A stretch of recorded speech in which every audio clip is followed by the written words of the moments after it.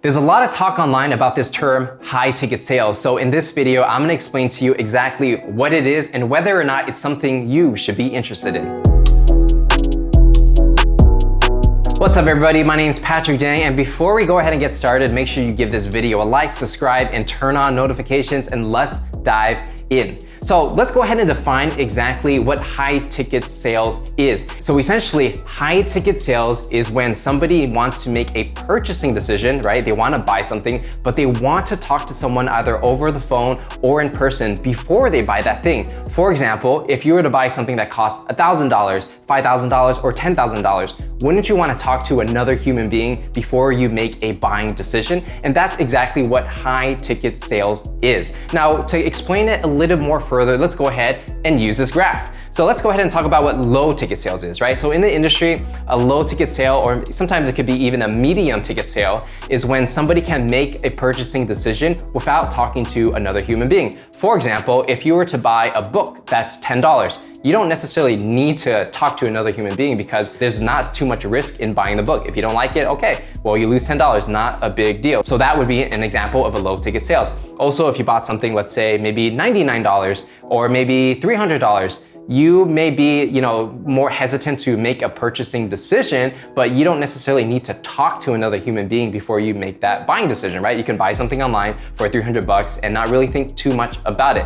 Now, when we get to the price points of, let's say, $1,000 or maybe $5,000, even $10,000 or $20,000, let's say you're buying a car, for example, you definitely do want to talk to another human being because you don't want to make the mistake of buying the wrong thing that maybe doesn't fit your needs. And so that's why high ticket sales has become incredibly important in this day and age. And if you really think about it, most sales jobs in general are high ticket sales where you're selling something maybe that's over $1,000 or more. For example, if you are trying to buy a ticket to an expensive event, right? It might cost $1,000 or $2,000. You want to talk to someone in person before you make a buying decision to see if it's a good fit for you. Or if you're buying a car, or maybe you're buying some kind of expensive software. These are all situations where salespeople have to come in and they are high ticket closers, meaning, all that really means is that they're just closing a deal. Now that you have a good understanding of what high ticket sales is, let's go ahead and dive a little more deeper and talk about salaries and commissions.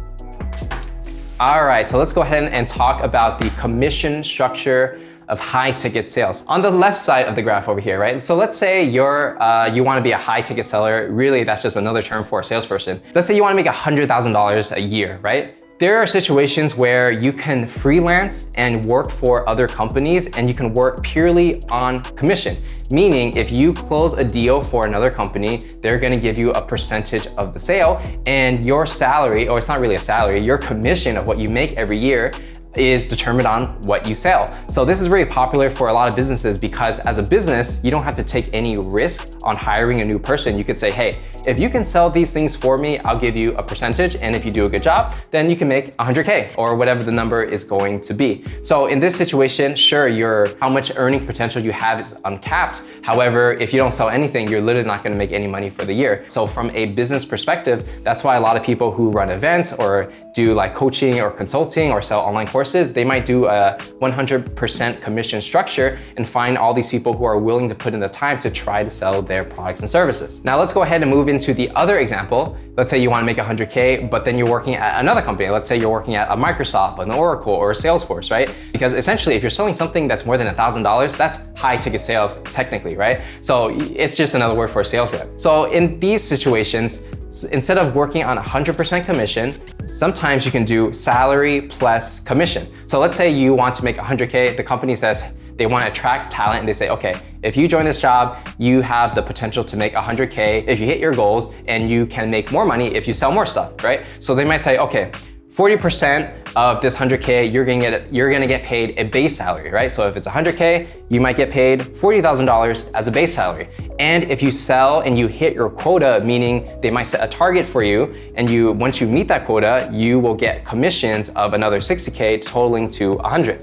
Why this might be more attractive to a lot of people is that you're getting a base salary. So whether or not you sell anything or not, you know you have this and you know that you're not gonna starve and you're gonna be okay. But obviously you want to do well for yourself and you want to sell. So your goal is to get to that 100K. Now, usually a lot of companies will do it this way. Like for example, when I used to work at Oracle and at different startups, they had this commission structure where they pay a base salary and they pay a commission because they feel confident in their salespeople and they feel confident that they're gonna invest in their team. So that's why they pay them a base salary. And if you want to just keep selling more than 100K and you want to go to the moon, you totally can do that, and they're gonna have commission structures for that. Now, for companies that have 100% commission, the thing is you want to really watch out for this, because if they're not really investing in you as an employee, or you're not technically an employee, you're like a freelancer, then if you're not doing well, they may not coach you, they may not do all the right things to help you succeed. So if you're not good at selling and you're doing 100% commission, you may do well if you have the work ethic to make something happen out of nothing.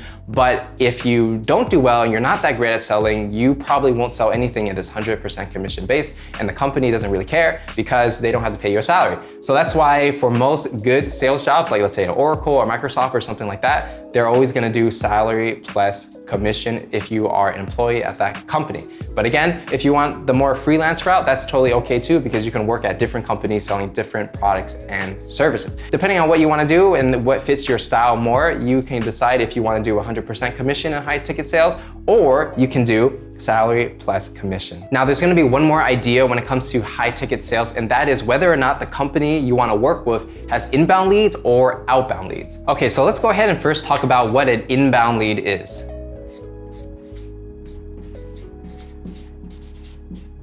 Now, if you are a high ticket seller and the company that you potentially may want to freelance and work for, if they say they have inbound leads, that's actually a good thing. So what does that mean exactly? Well, you have the company over here, right? Let's call this company. And they have all these people that are interested in their products and services, right? So they got all these different leads essentially. So what happens is that there's gonna be a point where those leads, the people that are interested in this company's products and services, they wanna buy, right? Or they're interested in learning more. So what happens is the company is going to help you by giving you all these leads, and you're gonna take sales meetings with these people. So all these leads here, they go to the salesperson, that's you, and then you get on the phone and you try to convince these people to buy their products and services. So inbound is obviously a lot easier because all you have to do is wait for the company to give you these leads, basically phone meetings, and you're gonna get on the phone and then you're gonna close the deal. All you really need is a phone to actually do it. So in a situation like this, even if you did like 100% commission based, that's kind of all right because you don't have to go out and find customers. That company already found the customers and they're pushing it to you, and you just have to do that last piece to get on the phone, convince them to buy their products and services. Now, the other situation is, what if they don't have inbound leads and they have something called outbound leads? So what if they have outbound leads? So I'll go ahead and do it over here. Draw a little box over here. So outbound. So how does that work? Well, if you are a salesperson doing outbound leads, this applies whether you're doing 100% commission or commission and a base salary. So outbound leads, you have to go out and find customers. So it's reverse. So you're over here and you are the one that's gonna have to go out, and you're gonna have to find all these people and convince them to buy this company's products and services. So this is actually a little more difficult because if you were to do outbound, you have to send emails, you have to cold call, you have to find people on LinkedIn and get a meeting with them, and they don't even know who you are, but you have to convince them to spend 30 minutes of their time to take a meeting with you, and then you have to convince them to buy the products and services. Now, obviously, that's a lot harder than inbound, right? Inbound, they're already warm, they're already interested. All you have to do is close them. But outbound, you gotta find these people and convince someone who has no idea who you are to buy your products and services. Although inbound is much easier, both work, right? There are many companies that grow by inbound. There's many companies that grow purely on reaching out to people and doing outbound. So depending on what product and service and industry you're working in, both can be a viable option. They just take a little bit more different skill sets. But essentially, when in the end, whether it's outbound or inbound in your high ticket closing, all you're doing is convincing someone to buy something expensive. And that is pretty much what high ticket closing is. So whether you're working at a company that has outbound leads or inbound leads, in the end, the high ticket closing or high ticket closer, they all do the same thing, and that is convincing the customer to buy products and services. So if you enjoy this training, go ahead and give it a like, subscribe if you haven't already, and turn on notifications. Let me know in the comments if high ticket closing is something you're interested in. And if you want to take your sales game to the next level, or maybe you're considering a career in sales and want to learn a little bit more, I actually have a free in-depth training for you guys to sign up for. So all you got to do is click the link in the description to sign up for that free training. So with that said, my name is Patrick Dang, and I'm going to see you guys in the next one.